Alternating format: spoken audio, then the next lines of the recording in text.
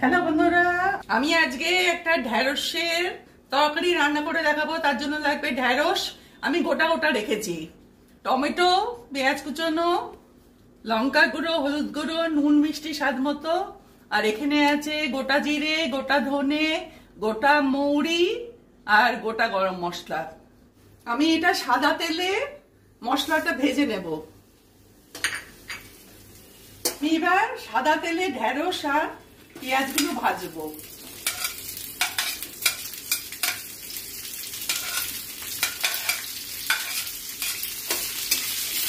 মাঝে আমি টমেটো এর মধ্যে দিয়ে ভেজেছি। এবারে আমি মশলাটা দিয়ে দিলাম, মশলার মধ্যে হলুদ গুঁড়ো আর লঙ্কা গুঁড়োটাও দিয়ে দিয়েছি।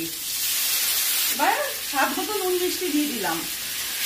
এবারে সেদ্ধ হলেই নামিয়ে দেবো। আমার রেডি টমেটো দিয়ে ঢ্যাঁড়সের ঝাল চচ্চড়ি।